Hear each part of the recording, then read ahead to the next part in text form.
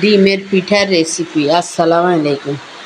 এই জায়গায় ডিম লইলাম 2টা, লই এগুলারে ভাঙি রেডি করে লইলাম, দিয়ে দিলাম পরিমাণ মতো লবণ, দিলাম আমি 1.5 কাপের মতো চিনি, যে যেরকম মিষ্টি খান ওরকম দিবেন। দেওয়ার পরে এটারে ভালো করে মিক্স করে নিয়ে যা কিছু সয়াবিন তেল দিয়ে দিলাম, দেওয়ার পর আবার এটারে মিক্স করে নেওয়ার পরে এই জায়গার মধ্যে দিয়ে দিলাম চিনিটা ভালো করে গলে গেলে দুধের গুঁড়ি 2 চামচ দেওয়ার পরে এগুলো আবার একটু ভালো করে মিশাই মিশানো হয়ে গেলে পরে এই জায়গার মধ্যে দিয়ে দিলাম আপনার আতপ চাইলের গুঁড়ি, যেন প্রায় আপনার 2 কাপের মতো আতপ চাইলের গুঁড়ি দিলাম, আর আপনার আধা কাপের মতন আপনার আটার গুঁড়ি দিলাম। দেওয়ার পরে এগুলারে ভালো করে এবার হাত দিয়ে মিক্স করে নিই।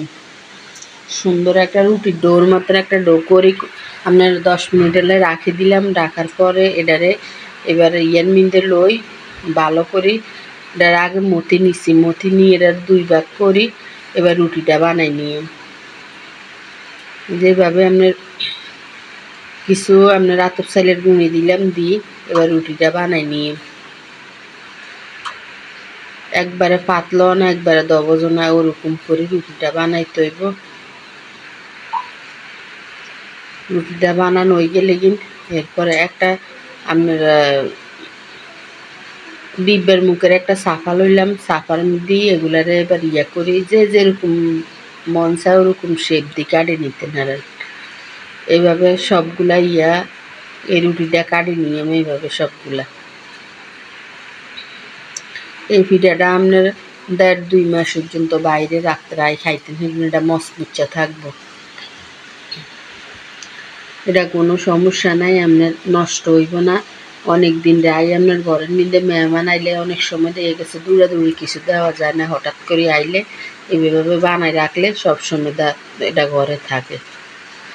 এরপরে দিয়ে চুলের উপরে তেল বসাই দিলাম, তেলটা গরম হয়ে গেলে পিঠাগুলো এক এক করে ছাড়ে দিলাম, ছাড়িয়ে এই পিঠ করে এগুলো ভালো করে ভাজি নিলাম।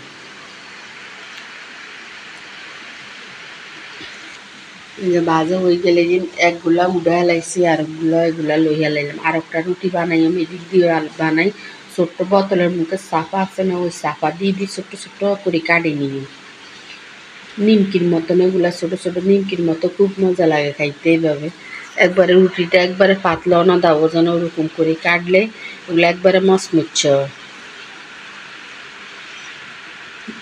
বাচ্চারা এগুলা শখ করে খায়। এরপরে পিঠ করে এগুলা সবগুলা ডালি দিছি, একটা রুটি যা হয়েছে সবগুলা দিয়ে উল্টায় পাল্টায় ভালো করে এগুলারে ভাজি নিয়ে যতক্ষণ পর্যন্ত গোল্ডেন কালার না হয় ততক্ষণ পর্যন্ত ভাজবেন। যেইভাবে শুধু কাল উল্টে দিতে হইব। এই টাইমে চুলার দত্তন সরম যাইব না, নইলে আপনার এগুলা বেশি লাল হয়ে গেলে তিতা লাগবো খাইতে। এই যে এই পর্যায়েগুলারে এবার উঠে হালাইম, এই যে কিছু কিছু করি এগুলারে এবার উঠে হালাইম। উঠাইলে আমার আপনার ডিমের পিঠা রেডি হয়ে যাইব। এই যে সবগুলো উঠে হালাইলাম। এই কয়টা পিঠে হয়েছে আমরা 2টা ডিম দিই, আমি কোনো পানি মিক্স করি না। যদি আপনার কাছে ভালো লাগে তাহলে একটা লাইক, কমেন্ট, শেয়ার, সাবস্ক্রাইব করে দিয়ে কমেন্ট করতে ভুলবেন না। আসসালামু আলাইকুম।